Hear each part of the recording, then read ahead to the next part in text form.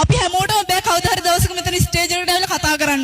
හැබැයි ඒ අවස්ථාව මට හම්බුනේ පහ වසරේ එක ගුරුවරයෙක් මට කිව්වා පුතේ ඔයාලට ඉගෙන ගන්න පුළුවන්. මට ටර්කුරු විතරයි 4 වසරට යනකම් පුළුවන්. ඒ ටීචර් ඇවිල්ලා තමයි කිව්වේ පුතේ උඹට ඉගෙන ගන්න පුළුවන්.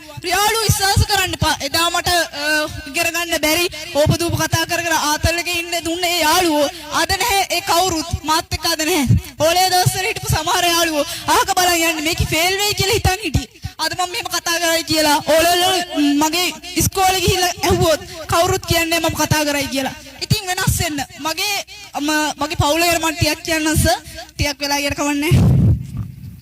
සර් මගේ පවුලේ ගෑල්ලම 4 දෙනෙක් ඉන්නේ. මගේ තාත්තා ගොඩක් බලාපොරොත්තු වෙලා තියෙනවා පුතෙක්ව. හැබැයි අවසාන මේ මාව හම්බෙනකොට මගේ තාත්තා හිතලා තියෙනවා මම පුතෙක් කියලා. හැබැයි මමත් ගෑල්ලම එක් වුණා. ඒ වුණාට මගේ තාත්තා කොළඹ හිටියේ. මගේ තාත්තට ජීවිතේ ගොඩක් දේවල් අරදුනා.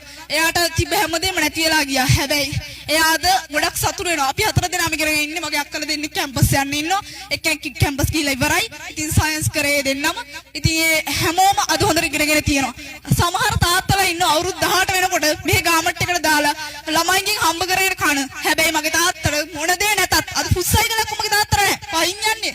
කොළඹ ඉඳලා ආවෙන් පස්සේ. හැබැයි තාත්තා කවදාවත් මට කිව්වේ නැහැ පුතේ උඹත් මේ ගාමට් එකට ගිහලා මට හම්බ කරලා තියන් කියලා. අන්න ඒක තමයි තාත්තා කියලා කියන්නේ. මගේ අම්මා හැමදාම ඉදුල්ල නම් හොදනවා ගිහිල්ලා.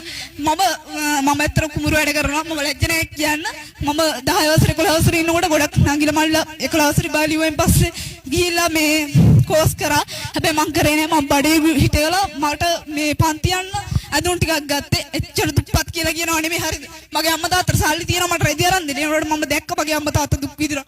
මගේ අම්මා තාත්තා ඒ දවස්වල දුක් විඳින්දා තමයි අද මම මෙතන ඉන්නේ. අද මම මෙහෙම කතා කරන්නේ. ඒ නිසා ඔයාලා හැමෝටම කියන්නේ අම්මා තාත්තා විඳින දුක අද ඔයාලට තේරෙන්නේ නැහැ. හැබැයි කවදාද දවසක ඔයාලට තේරෙයි. එදාට ඔයාලා ගොඩක් පරක්කුයි. හඳ දැකලා හඳේ හාවෙක් නැහැ කියලා මිනිස්සු ගොඩාරයක් දන්නේ නැහැ. මොකද නීල් ආම්ස්ට්‍රෝන් හඳට යන්න කලින් ගොඩක් මිනිස්සු මැරුණා.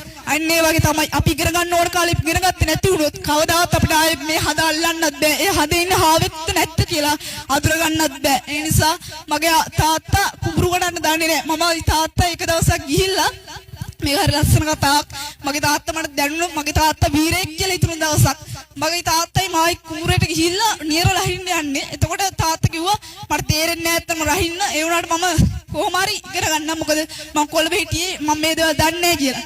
තාත්තා එක දවස් එදා කුඹුර සුද්ධ කර කර ඉන්නකොට තාත්තා කිව්වා දුවට පුතා කියලා කියන්නේ පුතාට අමාරු නම් ගිහිල්ලා ඉඳ ගන්න පැලෙන් මම එන්නම් කියලා. ඊට පස්සේ මම කිව්වා මට යන්න ඕනේ නැහැ කියලා. තාත්තා මාව ළඟට අරන් කිව්වා පුතේ අම්මා ගොඩක් දුක් විඳිනවා. ඔයා ඉගෙන ගන්න. අපේ පවුල ගොඩ ගියොත් ඔය නෑදෑය කියන කවුරුත් අපිට ඕනේ නැහැ කියලා. අදටත් ඒ කවුරුත් අපි ගාව නැහැ.